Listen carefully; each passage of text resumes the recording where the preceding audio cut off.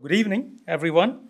So, this evening I would like to bring a few provocations as part of my short impulse to the panel of experts here to discuss whether Germany is a digitally less developed country. So, I begin by saying this it's certainly not the most developed. So, in the next few minutes, I'll be listing out some of the key facts and the reasons for Germany's slow digital development growth. So, what are the reasons and how it has actually progressed over the years? Let's see. So, Germany has been in the forefront of the automation of industry, and it is one of the early adopters of the Industry 4.0. Yet, the country is viewed to have somehow missed the digital wave. So Germany is often compared to the other developed economies and ranked few notches below in the digital adoption indices. Let me quote few such rankings where Germany's position in digital adoption is reflected poorly. So a 2017 OECD study ranked Germany among 34 industrialized economies in the 29th position in the fast internet connectivity. So Japan and Korea led the pack. And Innovation Index in 2017, jointly compiled by Fraunhofer Institute and the Center for European Economic Research, again placed Germany in 17th position in digitalization indicator. Among 35 developed nations, though the country was positioned among top 10 in other innovation indicators like education, research, industry, government, and so on. So many reasoned that Germany's overregulated, monopolized telecom sector halted the digital progress, and only in the late 90s, it abolished telecom monopoly of Deutsche Telekom and established industry regulator, REGTP, as we know today. In 2003, Germany brought the new Telecommunications Act, which enabled some industry-wide reforms. However, till mid-2000s, Deutsche Telekom continued to hold over 94% of the market share in the broadband DSL services. The slow digital adoption is also attributed to the slow internet connectivity, which used to use this vectoring technology, leveraging copper lines instead of moving to fiber optics infrastructure. In Japan and South Korea, nearly 80% of all network connections are fiber, whereas only 2.1% are in Germany, 20% below the OECD average. So it has to be noted that the large blue chip companies could embrace digitalization because of their ability to quickly deploy resources and demonstrate high risk appetite for the business. Whereas inadequate digital infrastructure and high regulatory compliance costs adversely affected and continue to affect small and medium industry sector, which is called Mittelstand in German. So which contributes over half of the Germany's economic output.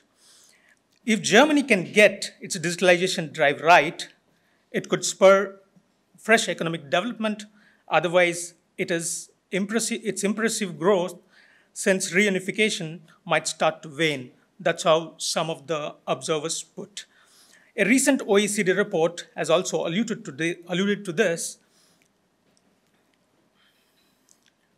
Merely through investment in broadband, Germany can catch up on speed with the average of top 10 countries by 2025.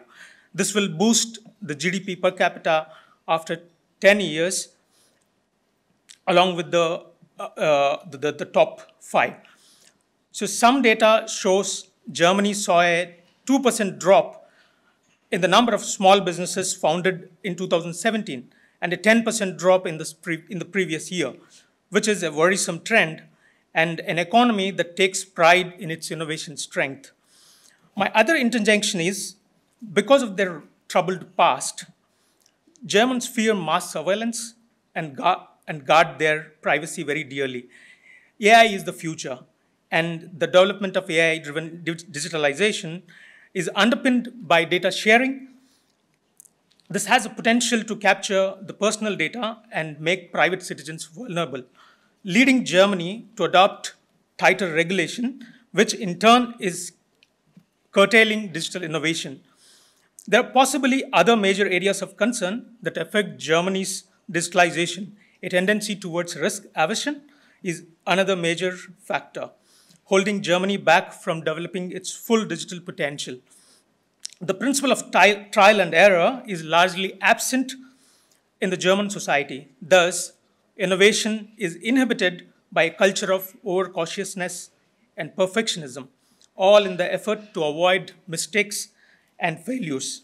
My last interjection is Germany's continuous skepticism about disruptive technologies.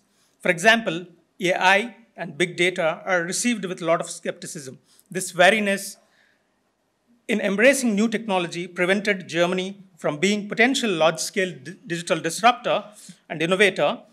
Germany, in a way, still sees digital technology as an enabler merely than as something essential for addressing some of its economic and societal imperatives. As Jürgen Santer states in his book, Germany's Innovation Jam, that the big vision for transformational solutions through disruptive innovation is missing in German academia and business culture, unlike in the cases of US and China, where the entrepreneurial culture is to nurture and act upon big world-changing ideas.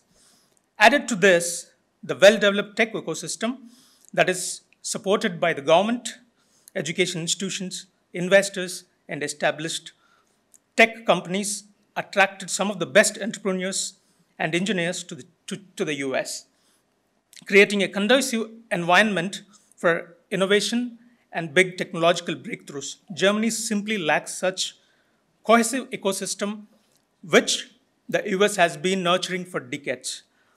With these remarks, I wish to reiterate that Germany has a lot to catch up to do in the digital space.